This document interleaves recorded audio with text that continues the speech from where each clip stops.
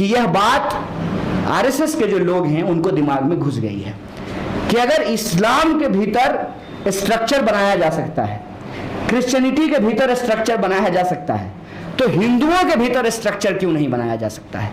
अव्वल सबसे बड़ा क्वेश्चन क्या आएगा कि हमारा किताब कौन सा होगा। एक किताब, गीता वो एक किताब होगी, वेद ही अपने आप में 4 हैं, सैकड़ों उपनिषद, अरण्यक, ग्रंथ, तो वो एक किताब कौन सी होगी।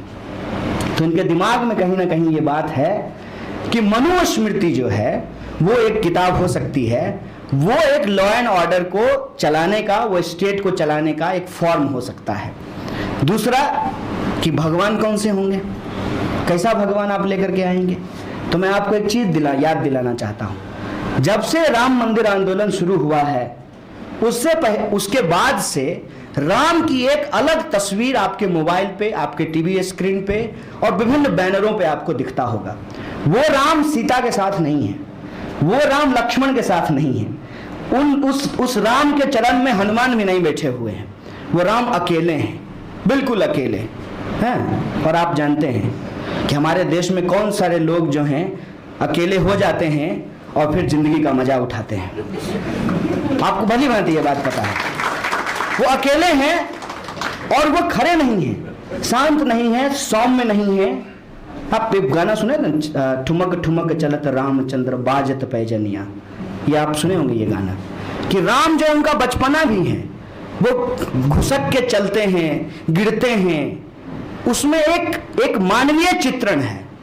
लेकिन इसमें इस राम का जो स्वरूप आप देखेंगे तो वो धनुष उठाए हुए हैं, गुस्से में है, प्रत्यंचा धनुष का जो डोरी होता है, रस्सी जो होता है, उसको कान तक खींचे हुए हैं, इतने गुस्से में है वो राम। एक हनुमान भी आजकल आप लोगों को दिख रहे होंगे कार के शीशे पे, वो बहुत गुस्से में है। और हनुमान जी कभी गुस्से में रहते ही नहीं है। हनुमान जी एक ऐसे भगवान हैं जो सामने वाले को गुस्सा दें लेकिन खुद नहीं गुस्से में आएंगे।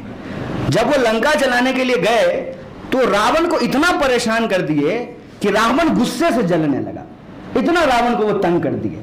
वो नटखट हैं, वो उछल करके इधर से उधर जाते हैं, गुस्से में वो बिल्कुल भी नहीं है, लेकिन एक गुस्से वाले हनुमान हैं।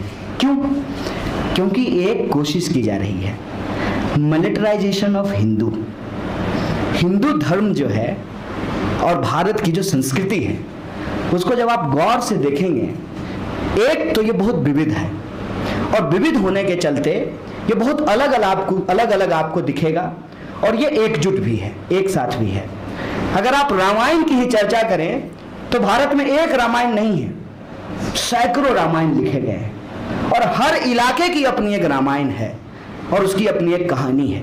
और ये भी मैं बात बता दूं, और मैं यहाँ खड़ा होकर के बोलता हूँ कि जब आप कश्मीर से लेकर के कन्याकुमारी तक जाएंगे तो राम को पूजा करने वाले हिंदू तो आपको मिलेंगे ही, रावण को पूजने वाले भी हिंदू आपको मिलेंगे। आप अगर वैष्णो देवी की यात्रा किए हैं कभी, या जो लोग किए हैं उनसे पूछिएगा कि वैष्णो देवी जो लोग जाते हैं, भैरवनाथ के मंदिर में जाना जरूरी है। और भैरवनाथ और वैष्णो देवी की कहानी आप लोग पढ़े होंगे। ये देश बहुत ही विविध है और मैं एक धर्म की विविधता की बात कर रहा हूं, मैं आपको दूसरे धर्म की विविधता की बात बताता हूं। आप ज्यादा दूर मत जाइए, ये बिहार है, आप सीमांचल चले जाइए। सीमांचल के मुसलमान छठ पूजा करते हैं।